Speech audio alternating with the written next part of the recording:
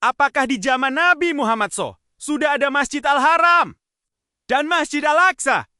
Kalau dulu Al-Aqsa belum ada bangunannya, lalu Nabi sholat di mana saat Isra Mi'raj? Masjid dalam Islam artinya adalah tempat sujud. Seluruh bumi ini adalah masjid. Saat itu Nabi sholat di area suci Baitul Maqdis. Jadi meskipun bangunan fisiknya belum ada, tanahnya sudah ditetapkan oleh Allah sebagai masjid atau tempat ibadah sejak zaman nabi-nabi terdahulu.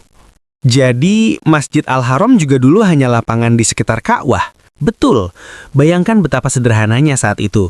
Fokusnya bukan pada kemegahan arsitektur, tapi pada kesucian Ka'bah dan ibadah kepada Allah. Baru setelah umat Islam semakin banyak, para khalifah membangun tembok dan atap untuk kenyamanan jemaah. Di zaman Nabi Muhammad SAW, sholat di sekitar Ka'bah dilakukan di sebuah area terbuka yang disebut Al-Mataf atau tempat tawaf. Berikut adalah gambaran situasinya. 1. Pelataran terbuka tanpa tembok. Masjid Al-Haram saat itu belum memiliki pagar, tembok, atau pintu gerbang seperti sekarang. Batas masjid, batas antara area sholat dan area umum hanyalah deretan rumah-rumah penduduk Quraisy. Pintu-pintu rumah mereka langsung menghadap ke Ka'bah. Lantainya bukan marmer dingin, melainkan pasir dan kerikil halus. Para sahabat sholat langsung di atas tanah tersebut. 2. Formasi sholat yang melingkar. Salah satu keunikan Masjid Al-Haram yang sudah ada sejak dulu adalah formasi shafnya. Di masjid biasa, orang sholat menghadap satu arah lurus, atau shaf memanjang. Di Masjid Al-Haram, karena tujuannya adalah Ka'bah sebagai pusatnya, maka orang-orang membentuk lingkaran atau shaf melingkar di sekeliling Ka'bah. 3. Kondisi sebelum dan sesudah Fatu Mekah. Sebelum Fatu Mekah atau masa dakwah sembunyi-sembunyi, Nabi dan para sahabat sholat dengan penuh resiko.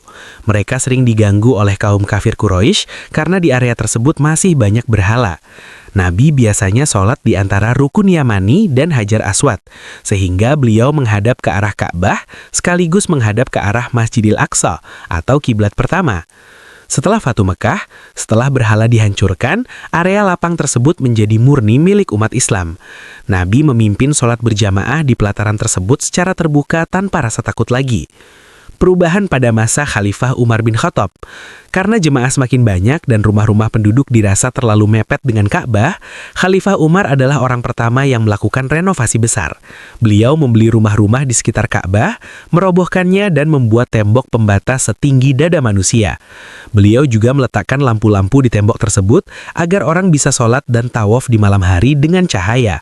Ustadz, kalau tidak ada bangunan berarti kalau hujan atau panas mereka langsung kena cuaca ya? Betul sekali, itulah hebatnya perjuangan Nabi. Mereka sholat langsung di bawah terik matahari atau siraman hujan. Tidak ada AC, tidak ada atap.